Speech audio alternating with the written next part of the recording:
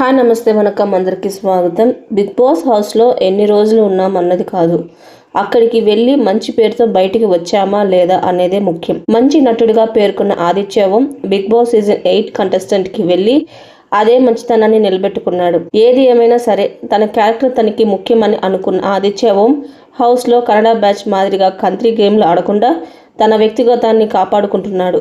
అయితే ఇదే కన్నడ బ్యాచ్కి బలై mid వీక్లోనే eliminate అయిపోయాడు. మొత్తానికి బిగ్ బాస్ గట్టిగానే ప్లాన్ చేశాడు.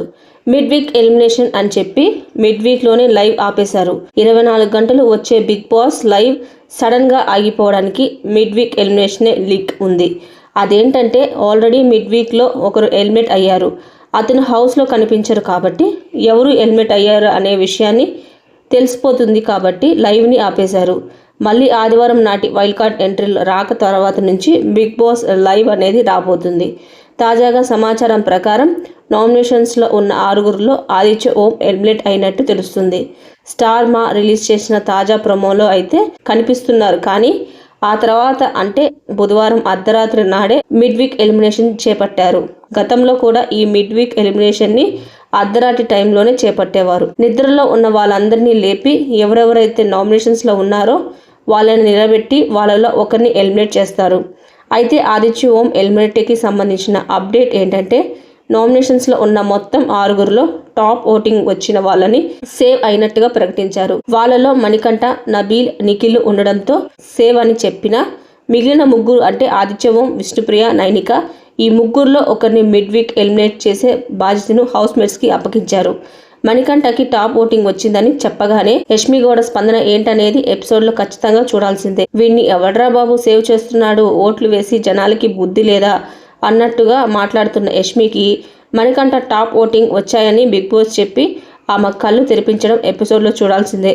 ఇక మిడ్ వీక్ ఎలిమినేషన్ ప్రాసెస్ విషయానికి వస్తే అక్కడ మణికంఠ లిస్ట్ ఓటింగ్ అంటే ఖచ్చితంగా హౌస్లో వాళ్ళంతా అతన్నే టార్గెట్ చేసి బయటికి పంపేవారు. కానీ అక్కడ మణికంఠకి టాప్ ఓటింగ్ వచ్చాయని చెప్పి నిఖిల్, నబీల్తో ముందే సేవ్ చేసి సేఫ్ జోన్లో పెట్టాడు బిగ్ బాస్.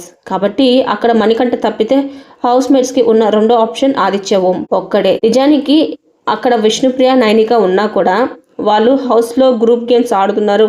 ఇరు టీముల నుంచి వాళ్ళకి సపోర్ట్ ఉంటుంది కాబట్టి ఈ పత్తాపురం బ్యాచ్లు గ్రూపిజం చూపించి వాళ్ళిద్దరిని సేవ్ చేయడం ఖాయం. కాగా ఏ విధంగా చూసినా కూడా ఆదిత్య ఓంకి సపోర్ట్ లభించలేదు.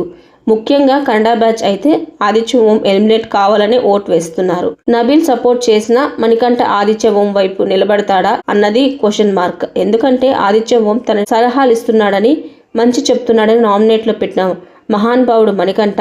కాబట్టి వారం మొత్తం తనని అండగా నిలిచిన ఆదిత్య ఓం పైన మణికంఠ నిలబడతాడా అంటే డౌటే. కాబట్టి ఓటింగ్ పరంగా చూస్తే నైనిక లిస్ట్లో ఉన్న హౌస్ మేట్స్ అభిప్రాయంతో ఆదిత్య ఓంని మిడ్ వీక్ ఎలిమినేట్ చేసినట్టుగా తెలుస్తుంది. మరిన్ని వీడియోస్ కోసం నా ఛానల్ లైక్ చేయండి, షేర్ చేయండి, కుదిరితే సబ్స్క్రైబ్ చేసుకోవడం మాత్రం మర్చిపోకండి.